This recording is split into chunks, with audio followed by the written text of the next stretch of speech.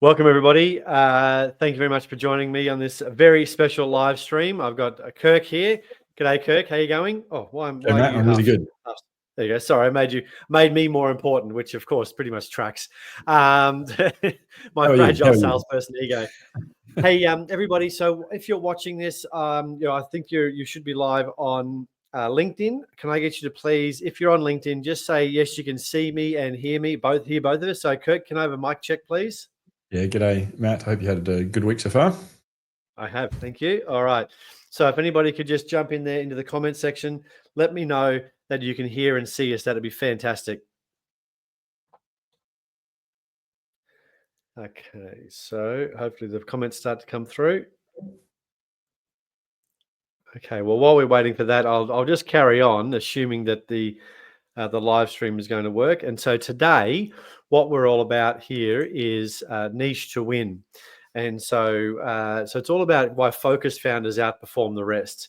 I just want to make sure that we can. Oh, yeah, here we go. Great, cool. So Michael, Maddie, great, fantastic, great, excellent. People can hear us and see us. Kirk. So actually, let's just talk about. Perfect. Everybody's jumping in now. Thank you, everybody. Really, that's great. So this is where I'd like you to be. If you're in the comment section, we're going to be asking. This is where you can ask questions, you interact with us. It's not a normal webinar where you can just sort of unmute you because it's live. This is a broadcast. So the only way I can see and Kirk can see is through these comments. By the way, Kirk, can you see the comments? I can't. Let me see if I can fix that. That's right. No stress at all. Cool. All right. Anyway, well, while we're doing this, let's crack on. So the reason for the conversation today is, let's start with some introductions. Let's do that first, because I think there's people here from my audience and people who follow me, people from your audience as well, Kirk. So let's go ahead and do that. I'll start with me. Who is this Matthew guy anyway? So my background, I might do it this way. There you go. Cool. So my background, started my first tech business at when I was 22. That's only a few years ago now. And over that time, I've only been in the sales and marketing space. When we grew our business to 70 people, did reasonably well. But really, my wife and she ran the other 50 people in the business. I ran the small sales and marketing part of the business. I wasn't that great at managing people, so that was always been my problem. But I've always thought I could solve a lot of problems with just more money in the bank and more sales. And so that's exactly what we did there, is we just made more sales. And now over the years, last couple of years, I've been consulting with software and technology businesses. Typically, I'm in a different space than Kirk, and I'll let Kirk talk about himself in just a moment. But I work in the businesses that have got a certain level of traction. Our best fit customers are ones that have already out there in the market selling, are generating some revenue, know that they've got a great product, know that they know how to deliver it. And now it's time to put the foot down on the sales and marketing engine. Now it's time to really hit the accelerator. So that's where I work. And so we've been doing that for about 10 years. And we now also deliver marketing services as well to really make sure that our customers are getting that. And we only work with software and technology businesses. So our customers are getting that context because general marketers are generally not that capable. They might be great at selling memberships or shoes, but on a Monday and a Tuesday, but you start talking about enterprise data warehouses and B2B specific problems, it starts to get a bit complex for them. So Kirk, I'd love you to introduce yourself, please, to the people who work with, who know me but don't know you. Yeah, for sure. My name's Kirk Drage. I've spent my career building product innovations, basically, since the early days. Helped creating new products and services, bring them to market. I've done everything from running small businesses. I spent 12 years at Microsoft. I ran the venture capital and startup community for Asia Pacific there. I've been an angel investor. I've worked for venture funds, worked in Silicon Valley. In the last 10 years, I've spent basically as a professional startup coach. I've done over 10,000 hours of coaching founders. And that's what I love is helping people. I would say the first part of my career was more focused on the technology and the product side. But more recently, I've realized that it's more about customers and their problems, and it's more about people and helping people build their own businesses. And that's what I'm really passionate about. And I don't think we have enough support options available for people that are building new product businesses, because it's such a niche and specialized area. Mate, that's so true. Because normally when I first met you, I interviewed you for for my podcast, the CEO and the salesman. So a quick plug, the podcast. And a couple of things you said I thought were pretty cool, and I just wanted to address one of the things that a lot of people think. Oh well, these two guys are both helping technology businesses, but there's sort of overlaps here. So I thought that Kirk was saying a lot of really smart things during the podcast about the I guess the environment in which startups are brought up in, like accelerators and places like that. So Kirk, what's your sort of secret sauce here? Yeah, look, I think there's the type of businesses that we work with as opposed to what you work with, and I think what brings us together is we have a very common philosophy on how to go to market and sell. We're working at different stages, so there's a lot of overlap, but there's a lot of complementarity, which has sort of brought us together. But for us and our business, what we're really focused on is taking people with ideas and turning those ideas into commercially successful products. And when you're an entrepreneur that's building a product business, you want to be scalable. And typically, you're not only building a new product or service, but you're building a new kind of product and service. And so this is one of the big problems that I think that we don't really acknowledge, and we don't have language to even talk about, is that we know about entrepreneurship. Everyone knows that's the thing. But we don't necessarily do a good job of separating entrepreneurs that are building copies of proven business models, like a consulting firm or an airline or a hotel or something, from those entrepreneurs that are building new kinds of business models. And that's what we refer to as startups. And the advice and guidance that's out there, if you just take general business advice and guidance, you're going to do a lot of things which are going to waste a lot of your time and capital, which seem very credible. And you look at lots of people around you that seem to be doing the same thing, but their context is completely different.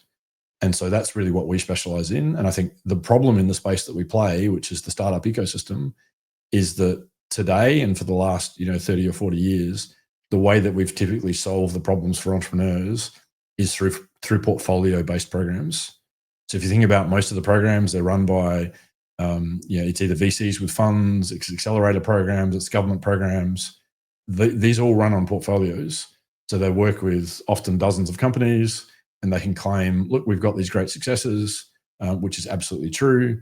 But if you actually talk to the individual founders that are going through these programs, the stories are often pretty harrowing in terms of the waste of capital and time and all those kind of things, because the system's not set up for individual founders. It's set up for portfolios.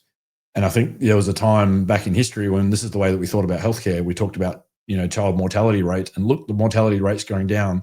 That's great at a population level. But if you're, if you're a mother and father that's just lost a kid, you don't feel very good about the population statistics. That's the same place we're in with startup founders, right? I speak to founders every day that are absolutely devastated with the amount of energy and effort and funds and everything that they've put in, and not gotten the return out. And it's usually nothing to do with their idea. It's nothing to do with how clever they are or how hard they work. They just haven't been supported, and they've had to use all their time and energy to learn lessons that they could have learned quicker if we could get the support to them.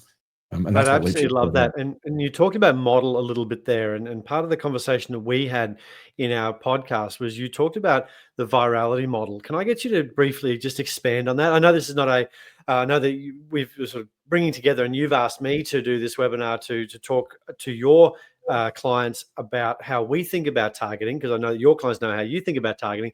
But I wanted, one of the best things, and one of the things I've said to so many people, if they're in early stage, I said, first of all, talk to Kirk, and second of all, here's an idea that he has that's going to demonstrate why you should talk to him. So, mate, can you just talk about that virality model, that business model piece? Because you're sort of taking, because I think about it, when it comes to me, all I have is a hammer, so the whole world looks like a nail. There's a business problem, I can solve it by getting my customers, getting myself more leads and sales. Like that's the problem I solve, because I'm a salesperson. I solved it that way. But you talk about solving the problem using business model, not necessarily activities inside that business. So can you just talk about that a bit more, please? Yeah, for sure. Look, I think this is one of the most important things if you're running a business, want to run a business. This is the biggest aha moment for me, and I think in my career, was once you really if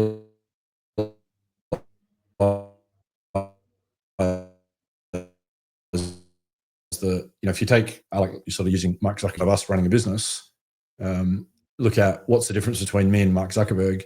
Is he orders of magnitude smarter than me? Is he working orders of magnitude more hours than me? Probably not. It's impossible. But he's certainly making orders of magnitude more impact and money than me. And so what's the big difference? And the answer is business model, right? And I think this is where most business owners, most founders, they don't spend enough time thinking about their business model.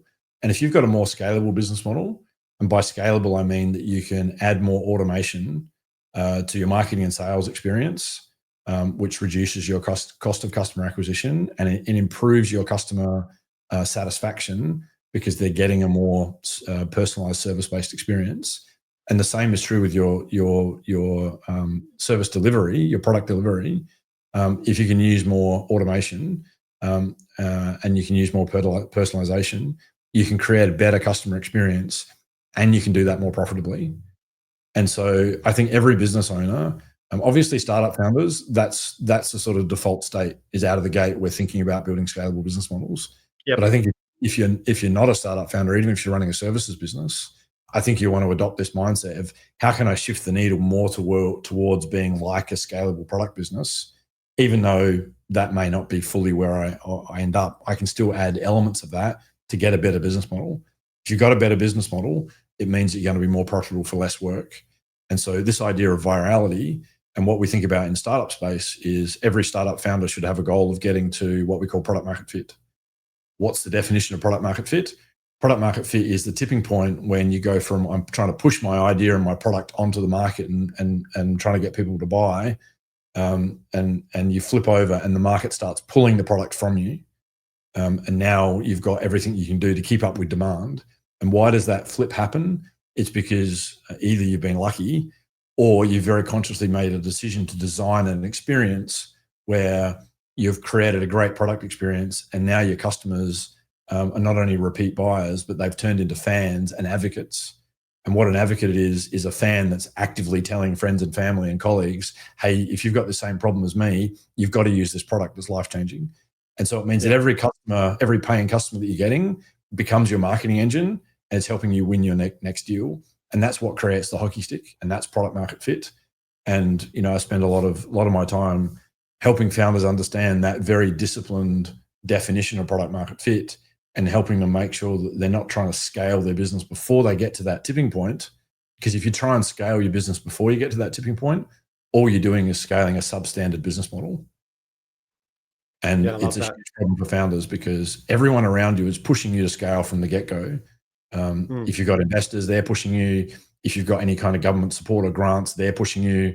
And yourself, you're your worst enemy generally as a founder, right? You want to succeed. You want to prove to everyone that you can do it. So you're trying to scale as well. And that's the hardest thing to overcome as a founder.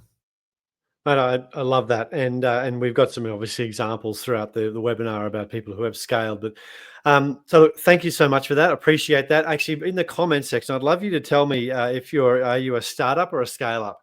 Where are you? Where the people watching today, are you early days? Are you still building the product, or are you now putting the foot down to accelerate your product? Just so I can understand, and Kirk and I can understand, and so we might just shape some of our comments around that as well. So startup, early stage, and then scale up is now it's time to put the foot down on the accelerator.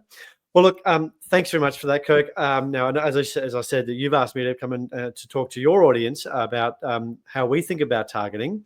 And so I'm just going to dive in, take the reins here, and I'll take everybody through how we think about it here at TechTorque and how my customers are able to execute on that. So I'm just going to make us this one. There we go. Cool. So today we're going to talk about the 4 impact areas. And the 4 impact areas here are, let me click on this. Yep. Cool. First of all, your target market. So this is about targeting. So it's all about making sure that we're driving to the right people. Like you said, Kirk, we're trying to generate interest. We're trying to make sure we get really, really clear. Now, it's not just about demographics. It's also about psychographics. And I'll teach you how to think about that further later on in this webinar. Actually, the next couple of slides is thinking about the customers and where we're targeting and how targeting is often done incorrectly and how it's done poorly by a lot of businesses out there, because they just think about the surface level things. We don't get into the psychographics, how the customers think, to create a values alignment. Because when you create a values alignment, you find that scaling, that opportunity to have all of your customers become advocates as well. And so we talk about also, I'm just going to give you the 4 key areas that I talk about in my business. Now, we are talking about target marketing and mostly today, because it's about niching, it's being really, really narrow. So your circle of influence, obscurity is your enemy. The idea here is to enhance your visibility, create and distribute valuable content, and make sure more people know about you. Essentially, the only reason you don't have enough sales is not enough people know about you. So really, if you just go out there and get more people to know about you, you're going to have more sales. And I'm making very broad comments here, but you get the idea. The third part is your relationship. So once people know about you, then you've got to build that trust, and you build that trust through content, through communications, through contact, and really, people buy from people. Sales and all business is not just a B2B activity. Businesses don't buy things, people buy things. And so therefore, you think about it, sales as a H2H engagement. Why do people buy from Kirk? Why do people buy from me? Or, I can see Sandeep here also in the comments. Why do people buy from you? Because they know who you are, and they know that you've got some value to offer. And so that's when you really are able to, and also building a personal brand, building a relationship base across your customers there is actually is much, much easier than building a business brand. And so that's why we talk about your relationships there. And the last part, I love that. I just want to interrupt you there, Matt, because I think it's so important what you've said there. The H to H thing. I've heard you say that before, and I've got to admit that I've stolen that, because I think it's such a good thing. And it's one of the things that I think we're very guilty of in the startup world. Is most of the startup businesses that we work with want to get to something called product-led growth, which is just very low touch. I want everything to be sort of seamless. That's the dream, isn't it? Yeah, it's totally the dream. Sales will happen while I sleep. Yeah, exactly. And I think a couple of things are really important that are changing in the marketplace that we all need to be aware of around that. One is because of AI, building products is getting easier than ever. And we're about to be flooded. There's about to be an order of magnitude more products available on the market in the next decade than there was in the last decade. But the market size hasn't really increased, which means there's now more competition than ever. And the product-led growth approach that you've seen, companies like Slack and Dropbox and other ones that have sort of classic examples of this, I think they've been really lucky in the timing that they've been able to get away with that for a couple of reasons. One is there was less competition, so it was easier. But also, I think because of AI, we're now going to expect products to be much more fit for purpose for our individual situation. And I'll give you a simple example, like a CRM system. It's no longer going forward going to be good enough just to have a CRM system that's a generic software system. If you're a dentist, or if you're you own a lawnmower around, there'll be a CRM system that's been designed specifically for you, and it'll be very customized. And that means that if you don't understand the people and how they're using the software, your product is just not going to cut it going forward. And I think this H to H thing is so important. And we've in the startup world, we've been able to sit behind our computers and create software and throw it out there. And I call it a bag of bits. CRM systems for the last 30 years have been a bag of bits. And the customer had to figure out actually how to put it together to make it work. That's not going to fly anymore, which means the old playbook of just building software and throwing it out there, not going to work. You're going to have to be much more customer centric. So true. 15 years ago, 18 years ago, we bought Salesforce, and no shade on Salesforce. We bought it. It was the best at the time. It was great at the time. We then were sitting there with the rep, and I said we needed to be more B2C, and that really blew his mind. I asked about some reports that blew his mind, and he said, "Oh, well, what you would do is you would just extract that and put it into a spreadsheet, into an Excel spreadsheet, and then you would have your assistant do that." I think, wait a minute, I'm spending, and we eventually spent $75,000 modifying it. Couple of $100 per person multiplied by 70 people. It was a giant investment, and it was just literally, it was a bag of bits. It was, and then we had to bring people in to do training. It was really quite, it was really difficult. Not difficult. It was a great product. Having said that, we did get rid of it after a couple of years, and we put another product in. But it was difficult to really bring them on to understanding what we sold, and that's exactly what I'm seeing right now with my customers who are already in the market.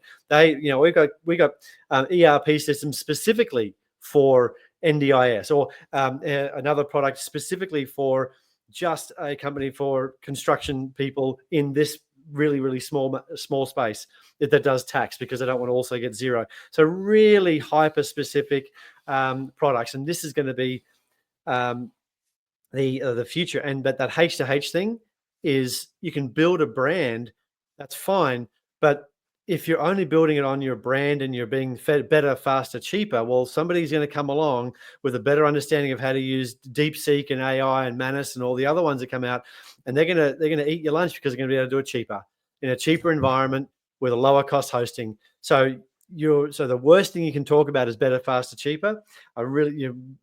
People really should be thinking about how they build those human connections. So thank you. Also, I did ask, by the way, everybody, Kirk to interrupt me, because his insights are always really interesting, and it just comes from a different perspective, because I've never worked in corporate. I started my first business at 22. I don't know what that world looks like. And so, and I've only ever invested in my own businesses. I'm not an angel investor either. So it's great to have somebody else's perspective in these conversations. So thank you. I think it's the value. We've got a very similar message, but we've come at it from different angles, and I think that's where some of the value is. Yeah, 100%. And the fourth part of that is make an offer. You've actually got to ask people to buy, which is terribly uncomfortable for a lot of people out there in the technology world. Is that their really great product is great, but it actually doesn't ask the person to buy, because no action is action. No action is, well, I'll just wait and see what happens. Lots of corporates, lots of governments, lots of enterprise businesses. No action is actually a safer choice than buying your product. They're already solving their problem with digital duct tape, spreadsheets and whatever. So they don't need to upset their career by buying your better, faster, cheaper product. So you've got to think about the offer you're making them. How do you de-risk the purchase process? And by making those offers, creating an easier way for somebody to buy is really, really important. And I think this is another area. This is another area that's sort of there's not enough good examples in our space, in the startup space, of great offers. You think about if you're familiar with the Alex Hormozis of the world, like they understand this in very well established industries, like he was in the fitness space, in the gym space, right? So super crowded, red ocean, really difficult. You've got to have brilliant offers. In the technology space, we tend to rely on our product to do all the heavy lifting. And so most tech businesses you see, the offers are just terrible. And this is such an opportunity that's untapped, that's available to most technology companies, that they're just not adopting. And it's the worst offer, not the worst, maybe I'm being dramatic, but one of the weakest offers out there is a free demo. Free demo. Well, what you're really doing is signing up for a 45-minute caffeinated deluge of product features, and that's just not really interesting. It doesn't help me actually do anything, help understand my problem. So if you're offering a free demo, make sure there's a bit of humanity in there. Make sure you're actually adding some real value, understand their business, and you're really creating an opportunity to engage with the person on a human to human level. That's such a good example of something that is so rife that you feel like when you're doing it, it's the right thing because everybody around you is doing it. Yep. But it's absolutely the wrong thing to do. Yeah, absolutely. So, which brings me to my next slide, which is how do we stand out in the crowd? And we stand out in the crowd by getting really, really clear. We get really, really narrow. And so this is what this webinar is all about, is the narrowness, and how narrow can we be? Because not everybody's your customer. And Seth Godin, if you've had even a passing association with marketing, you know that Seth is the godfather of marketing, written many books, and everybody's heard of the purple cow.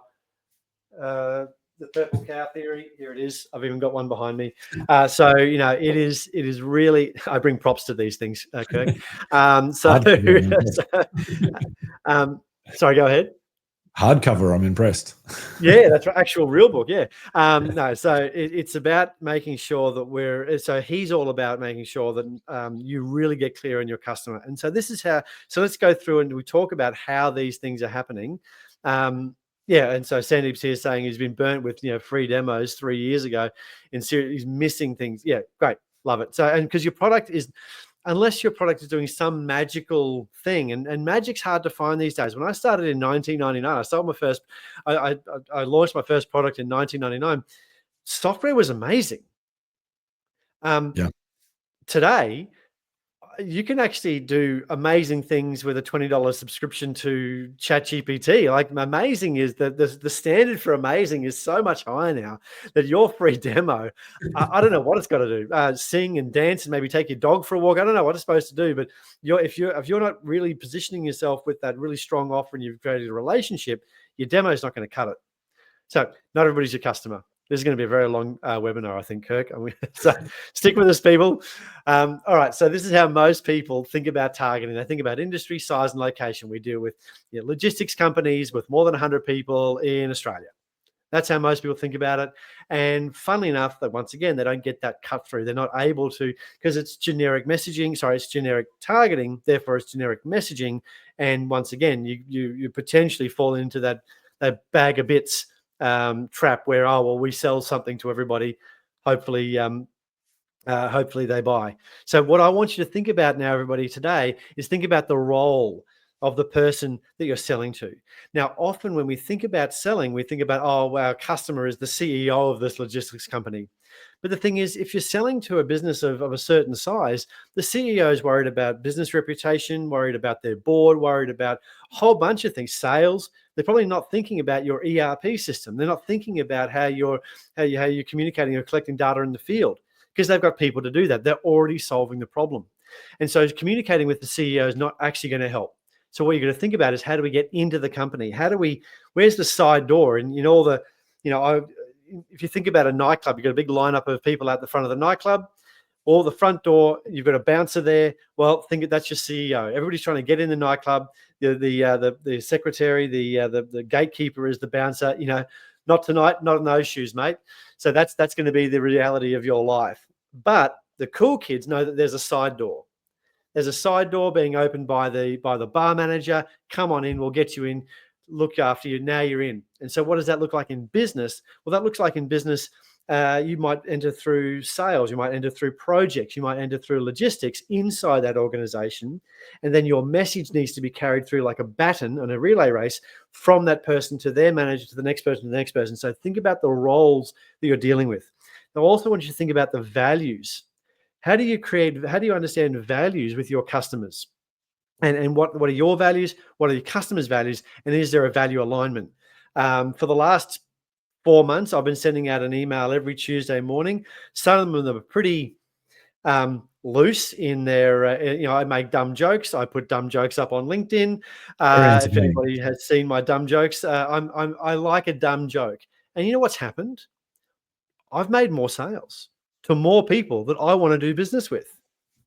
And so by making, by being a little bit silly, because I'm a silly person, by being a bit light and breezy, because it shouldn't all be hard work, and communicating in the way that by me being more me, it's created more sales.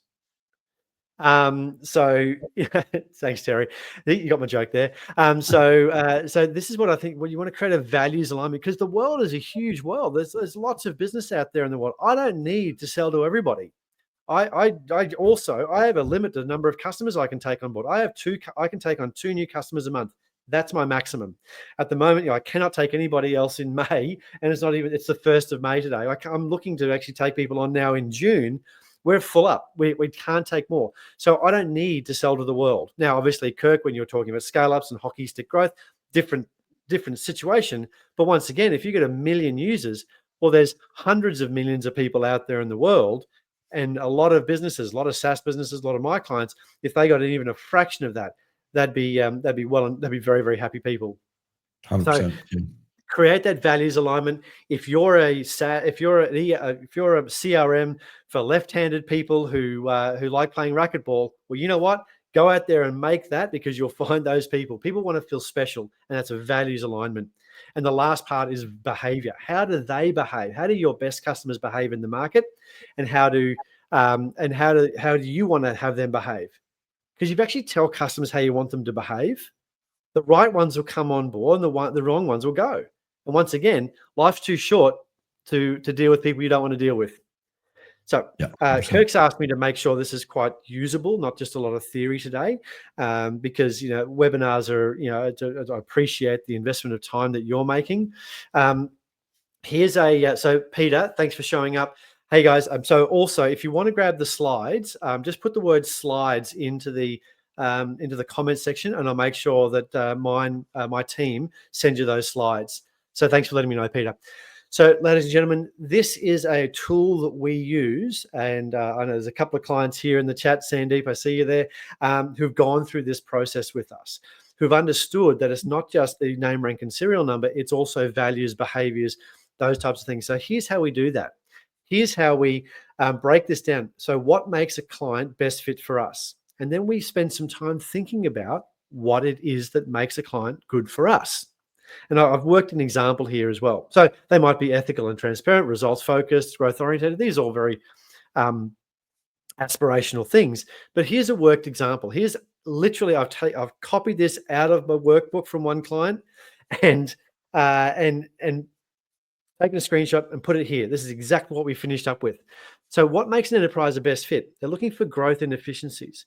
Have an organization structure that facilitates growth. Leaders with a vision and willing to put it in place. Leaders have a growth mindset, have internal champion and system owner.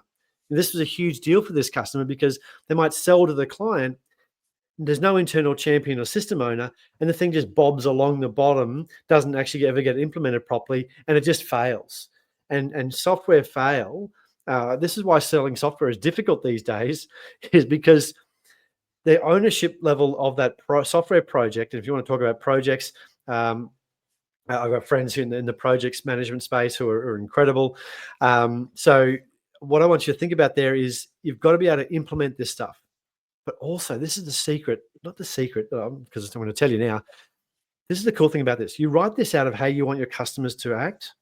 And then in a sales conversation, in a marketing conversation, you can say things like, well, our best customers have leaders with a vision and they're willing to put that vision into place. Our customers, our best customers, have a growth mindset. And you know what? Our best customers also have an internal champion and a system owner. They're committed to making this product work. And what that does, the interesting thing about that is what it does is it actually creates very early on in the process of a sale, an aspirational positioning that, oh, I'm a leader with a vision and willingness to put this in place. I'm that type of person. And so what you're doing is you're creating an aspirational positioning of your product that your customers might want to rise to. And if they can do that, then you've got a real values alignment there. I think that's just so cool, and I've done it so many times. You might remember at the beginning of this conversation, I said our best customers are people that have got a great product. They know how to deliver it. Now it's time to put the foot down on their sales and marketing process. They want to really grow their business. Very few people are going to be, oh, well, that's not me. I've got a crap product and I can't deliver it. So I want you to think about that. Kirk, is there anything you want to jump in there? Yeah. I think the first thing I'd say, Matt, is this is as scary as hell. Like what you've just said, like scares the pants off me the first time I heard it, and a lot of the people that I work with, because what you're saying is you're actually going to tell the customer what to do. You're actually saying, I only want to work with people that are displaying leadership and have got these values. And shouldn't I be serving the customer? Shouldn't I be saying what do you want? I'm here to do whatever you want. And I found that through the years that this is a very hard transition to make. Yep. I'm so bought into what you're saying because it works. It's absolutely true because what you're doing is providing leadership, and you're telling the customer what they actually want to hear. They want to rise to the occasion, and you're giving them the permission to do that. And you're saying, "Hey, I'm the person that can help you do that." So they want to do that. But if you're the guy that's starting off on this journey and you've never done this before, I think it's pretty scary. So I don't know if anyone that's listening is going, yeah, that's great, Matt, but I'm pretty scared about that. We can have that conversation if that's interesting. Yeah. Oh, look, and mate, you're absolutely. There's such a mindset shift, and some customers get it. Some just can't cope with that because they go, well, I've got to. Because there's a I guess what you would call a scarcity mentality about number of sales because they don't have many sales now. Yeah. And I teach a whole bunch of things that seems on the outside to be a sale. People have a perception of sales is I'm trying to get all the sales. Whereas I teach the sales is I want to get the right sales. Because what Yeah. I found in my business is the wrong customer absorbs time, energy, effort, brain power, customer service hours, all this stuff. And also, if it's not a values alignment, then it's a values misalignment, which causes issues. When we had our large tech business, we were sold, a couple $1 million or so a month type of stuff. Lots of product going out there, lots of customers. We had one of our salespeople who was more money orientated than morally orientated. And I went and they sold to somebody who was a subsistence farmer. This was a software product for $20,000. It was not appropriate for that person to buy it. And I got in the middle of the sales room. I said, look, I said to the salesperson, I've got everybody hang their phones up. I stood in the middle of the sales room, took the sales call on the speaker, and I gave the guy his money back. And I said to everybody, this is a point, hopefully you can learn from this, because this is a point in which I want you to understand that we sell to the right people and we don't sell to the wrong people. Because if we sold to 3 or 4 more of those types of people and any of them went toxic, that would affect all the sales, 100%. all the business, all the customer service.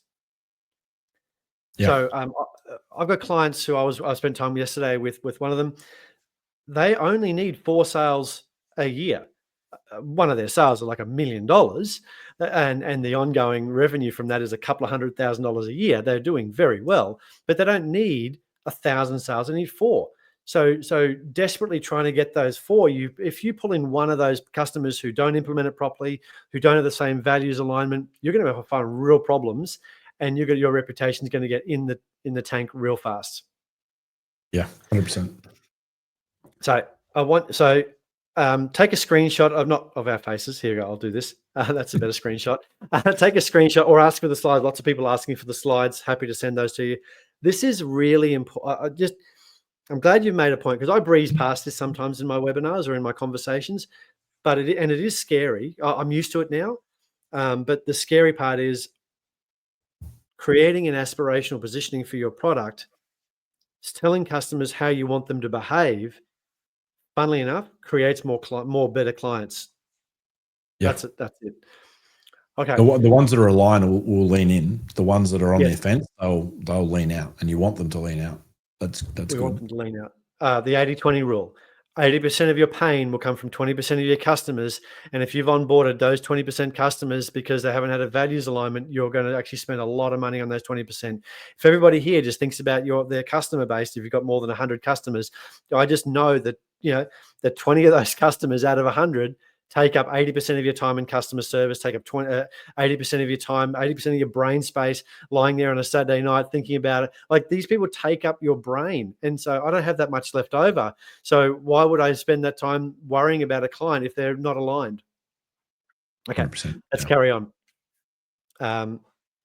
So now that we understand the values, now it's time to go back and have a think about the name, rank, and serial number. But once again, we do that differently. So organization name. So you take the group of organizations that have fit into those. So I just want to go back 2 steps. Okay. So here, what you do is you write down the values, which customers fit the bill, what they bought, and then over here, you write down the top 5 clients. Okay, the top 5 clients. With doing that, you can then bring those top 5, transpose them into here, and then you write down vertical, size, location, complexity, and problem. Now, I didn't write problem in here. I need to put problem back in here. Now, the problem is not they didn't have a dashboard. Okay, if you sell dashboards or you sell finance packages or ERP, the fact they don't have your thing is not the problem. And I spend so much time with business owners, technology people, They go, oh, well, they needed dashboards. Do they need dashboards? No, I don't know if anybody's ever woken up in the middle of the night and go, gee whiz, my business would just be better if I had a dashboard. Like, 100%. because the dashboard is not the problem. How do I get rid of dashboards? That's what I'm thinking. Yeah, so the dashboard is not the problem.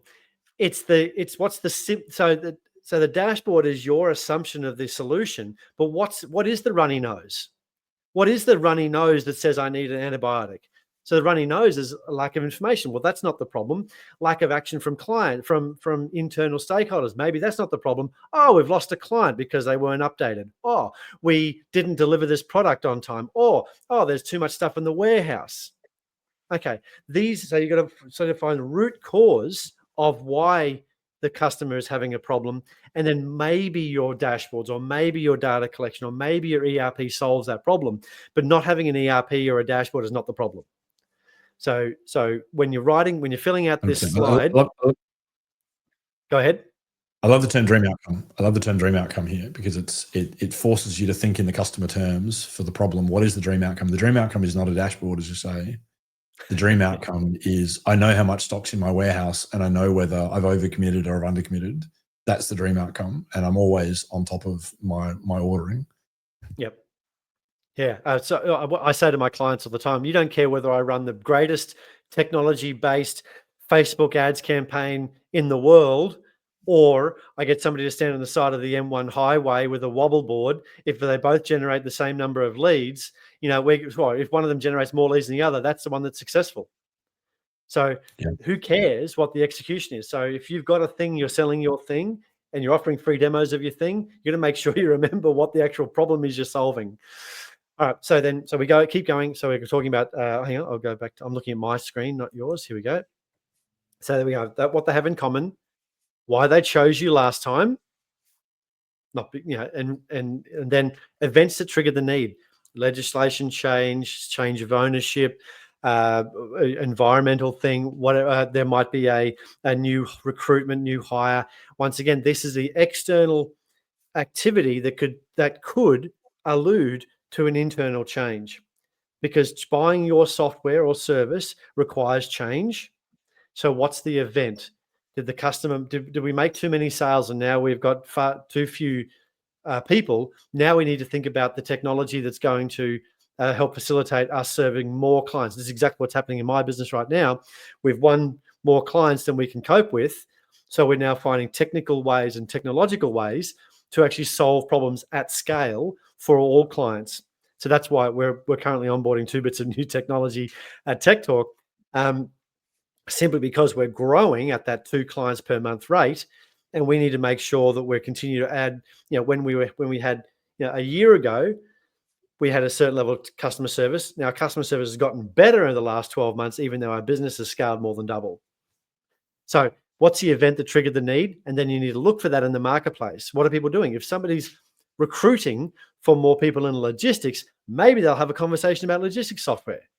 So what are the tangential things that occur in the market that could speak to you having an opportunity to sell? And then competitors, you've got competition. If you tell me you don't have competition, you're lying to yourself. And competition might be Excel. They're still stitching it together with digital duct tape. They're solving the problem somehow. And then vulnerabilities. Where are you vulnerable? Get real. Get really real.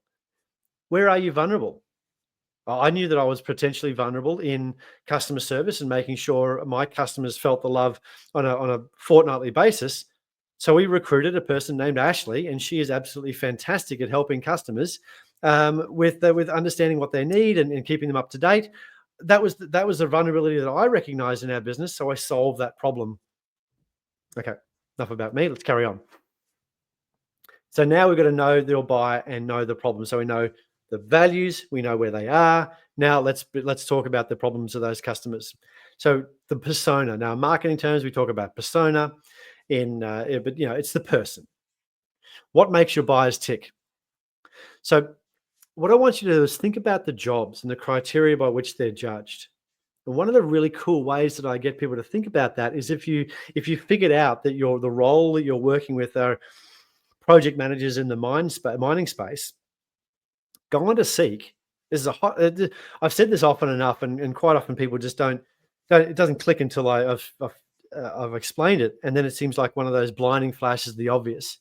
If you want to actually really understand how a person is judged, what their level of education is, how they're remunerated, how they think, everything about the role, Seek will tell you everything that you need to know, because you'll go find a job for project managers in the mining space. You'll know literally everything about that person and how they're judged in their role. It's such an easy way. Your buyer persona profiles are out there in the market being put up every single day by your customers. So it's such a great way of doing it. So let's carry on. So the key takeaway is buyer of technology are people just like you. They have roles, responsibilities, hopes, and fears. H to H, not B to B. And action steps. So these are the action steps. I want you to list 3 to 5 most common titles, the people you deal with, not the people you sell to. Our CEO, that's fine. CEO's fine. But really, who else in the process is going to be involved? Because in most technology purchases, certainly for larger businesses, there are a dozen people that can say no or accrual the deal, and 1 person that can say yes. You need to sell to a dozen people, not 1. The CEO might like it, but if they're a proper CEO, and in my business, I actually recruited a CEO because I needed adult supervision in my business, and so with that CEO, I just know that there's lots of people out there who can who just want to slow the things down. CEO doesn't care, or they do care, and they go, well, that's fine. But if you're a proper CEO, they're going to ask their other executive officers, chief executive officer, they're going to ask their CFO, the CIO, they're going to ask their head of logistics, they're going to ask their trusted network for their opinion. And if you've just ridden past those people and you've not really provided any marketing or communications with those people, they go, I don't know, a new ERP system sounds like a lot of work. No, thanks. And that's the end of it. So don't just sell to the person who writes the checks. So this is super important. We use a framework called the decision-making unit to do this, to map out all the people that are involved in your sales journey, in the customer's buying journey. And you've even got to go beyond the people that work for the people that you're selling to, and maybe even look at the consultants that they're employing. We've seen when we've done B2B that, an external consultant, a security consultant, can torpedo a deal. So no, we don't want that software on our network. And if you're not proactively managing that, and you haven't got a customer experience to manage those people on the fringe, it's great when you can meet a customer and you can go, oh, your security team or your IT team is probably going to have a bunch of questions. Like, here's some canned answers, but we'd love to meet them and allay any concerns that they've got. Yep, Hearts and Minds program. You've got to map all that out. Yep. So we undertake a Hearts and Minds program. So that's a whole other webinar. So if you want to, and also at the end of this conversation, we're going to make some offers. You can talk with Kirk, you can talk with me, you can grab our download. So there'll be an offer later on to have a conversation with us, because there's so many tangents we can take here, and I'm looking at the time going, oh my goodness, we're already running so far behind. I'll just keep going here, mate. But so if anybody wants to talk to us, please let us know, and I'll tell you how to do that at the end. Okay, so let's carry on. Here's a worked example of what that might look like. So the 3 questions to keep them. So the CIO, 3 questions to keep them awake at night. How will I do this? How will I do that? What are they doing now? DIY and in-house spreadsheets. And then you've got, and how do we solve those problems? Now, what you want to do is you want to write these out as verbosely as you can. Spend 2-3 meetings just talking about the drawbacks of choosing the current solutions and how you solve without those drawbacks. You spend the time. This is preparation time, because what that does is there will sometimes, usually in the second or third question, or the second or third time I've asked the same question, I start getting the real answer. Start getting these insights that are so powerful. They go, that's our marketing message. That's our unique selling proposition. It sits below the surface, because often people go, oh, how are you going? Yeah, good, thanks. That's not actually how the person is. It's the immediate human reaction, because humans are energy saving. Everything about this whole world is an energy saving device. The fact that we're doing this online means that I didn't have to come to your office and do a pitch. The fact that I've got a car is I don't have to walk to the shop. So everything around us is about energy saving and effort saving. So don't expect a person to give you the truth or give you the full answer the first time you ask it. So really take some time to think about how you solve the problem without drawbacks. And inside there will be the gold dust, the little nugget that is the real insight about your customers. Yeah, this high touch conversations thing keeps coming back to that. The success of your business is going to be directly correlated to the number of high quality, high touch conversations you have in the early days. Until you can figure out what works, you can codify it and automate it and scale it.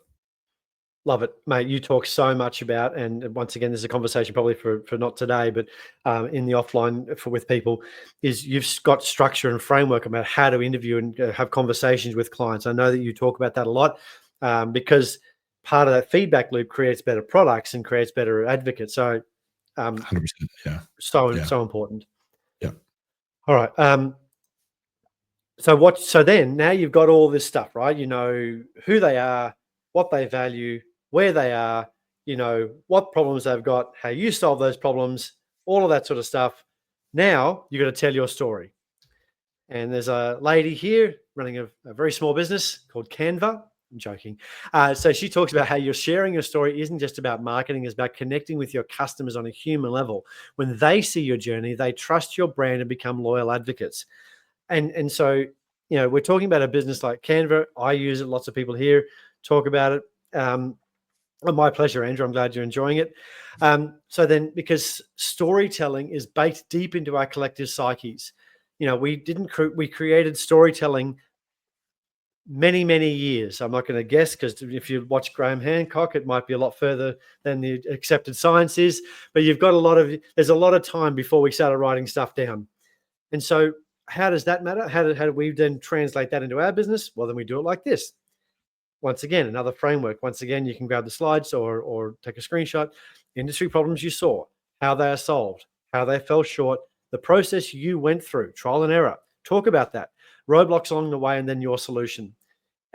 When I was working with an organization selling software to the mining industry, I would start every single conversation with these are very highly educated. We're talking about multi-million dollar deals, and I'd be in a boardroom at a presentation, and my first couple of slides were always the story of the business, always.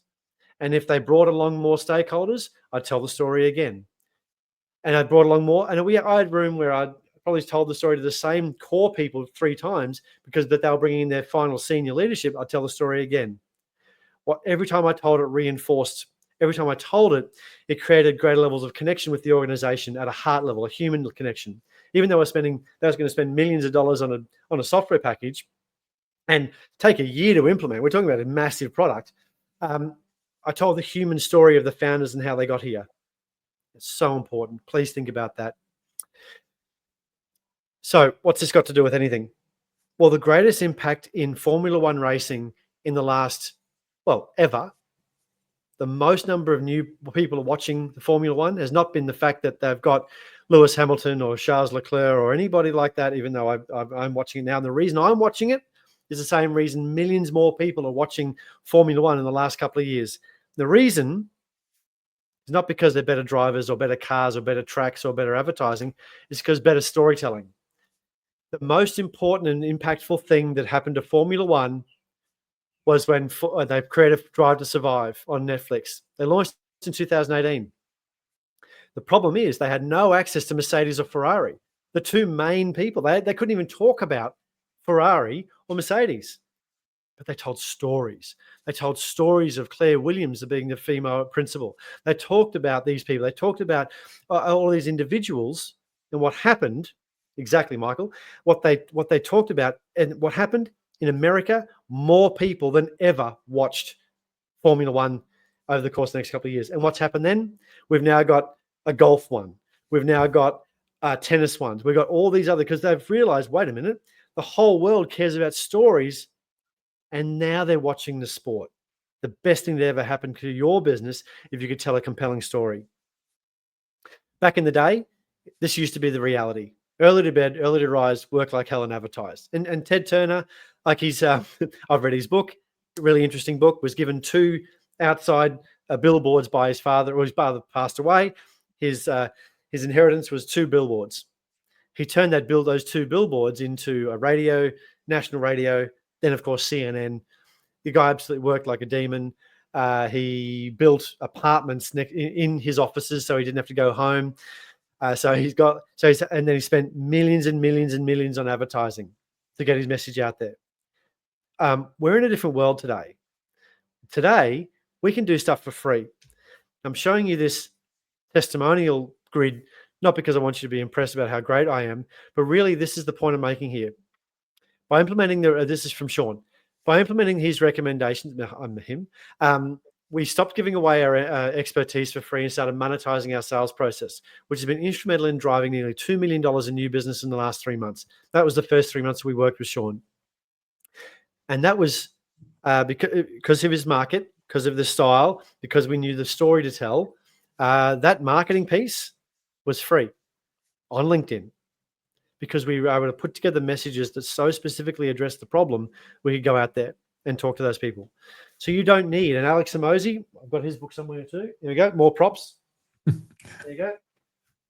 Alex Samozi talks, so you either put free content out there, then do advertising. When you put free content out, put content, the stuff that over indexes, the stuff that's more impactful, that's when you put advertising dollars behind that sort of stuff. Now, look, ladies and gentlemen, I know I've been speeding up in the last couple of minutes. I just want to make sure I'm respectful of your time. So let's talk about the key areas that we talked about today. Then we'll talk about how you can get more value from conversations like this. So today, we've talked about the 4 key areas. Targeting, building a relationship, targeting, getting noticed by the right people, building a relationship and making offers. We talked about targeting. We got really clear on how we target people. We then also talked about your client's problems. Didn't change that to capitalization, damn it. And then the last one is storytelling and why that's so important. So look, ladies and gentlemen, thank you so much for joining us today. I've got a couple of bonuses for you for hanging around. First of all, if you're already advertising, you're already in the market, you're running your business, you're somebody that I'd like to talk to. And really, if you want to grab my ebook, How to Double Your Marketing ROI, there are some quick fixes for the top 6 frustrations that exist out there. These are the top 6 frustrations. Just put the words ebook in the comments, and I'll make sure that gets to you, that my team is able to send that to you. So that's a really great little resource there. It talks about the issue, talks about how to, what people are doing and how to solve for that. So just type an ebook in the comments and we'll get that to you. The second thing, and I think this is really cool, is that Kirk is offering a strategy session. So Kirk, what he's going to talk about is build a strategy session. And so what he's going to do is work with you over a couple of hours and really get clear on your framework, your gap analysis, and of course, how do we actually get started and get cracking? Now, Kirk does charge money for that, charges $480. And I did twist his arm. I said, mate, you've got to make a good offer. I don't want to I don't want to have somebody not make a really great offer at these things. And I said to him, look, can we make a 50% discount for people who attend this webinar? So mate, so I know that you wanted to also say something here. Yeah, I mean, it's this is specifically designed for startup founders that are looking for more clarity on how do they reach success and use their capital and time more effectively to get the traction that they want. And like you said, if it's not the best 2 hours and $480 you've spent, you get your money back. And you've somehow twisted my arm to make that $240 instead of $480. And I've said yes for the next 48 hours. So it's we've had thousands of clients that have gone through this process. And like I say, I think it'd be the best thing you could possibly do for your startup if you're in that pre-product market fit startup space. Yeah, perfect. So if you want to scan that code, you can, or you can say in the comments, startup build a strategy session. So just put strategy session in there. So there you go. We've got Pat wants to talk to you. So just put in strategy session, Pat, and we'll make sure the team goes through there and gets that to you there, mate. And also you can get a free discovery call as well. But really, I think those 2 hours spent with Kirk would be the best 2 hours you'll spend in your organization. So there you go. And lastly, if you'd like to talk to me, not just grab my ebook, we've got the Focus Finder workshop. So if you want to talk to me about scaling your business, putting your foot down on your sales and marketing, you can just put Focus Finder in there, and we'll spend 45 minutes. We'll go through we'll review your sales and marketing. Obviously, you guys can ask me questions, and I'll give you reasonably verbose answers, and also give you some successful campaigns and templates. So I give away all my IP, and I get paid for implementation, because I just genuinely believe that there's a lot of knowledge out there, a lot of ways of doing things. The great challenge that I've found is the clarity on how to do things, and that's what I get paid, and that's where Kirk gets paid. Is we get paid for providing that level of clarity. So happy to spend some time with you, everybody. Happy to work with you there, Pat, as well. Ladies and gentlemen, I think we've almost brought this home at exactly the 1 hour mark. I think I'm going to give myself a high five and maybe a cup of tea and a lie down after this. Kirk, any final questions? Any thoughts, comments, questions at the end of this as we wrap it up? Yeah, and I just want to thank you for going through that, Matt. I think it's super aligned with the kind of frameworks and what we teach. And there's a few things that you do that we don't do that I'm going to steal from you. To be honest, there's a few things that you don't do that we do, and you're going to steal them from us, I know. But it's great. Definitely. It's great to hear that reinforcement, because I think it's one of the biggest challenges entrepreneurs have is there's a lot of random advice out there, and it's really easy to follow random advice. That may have worked 5 years ago. It may never have worked.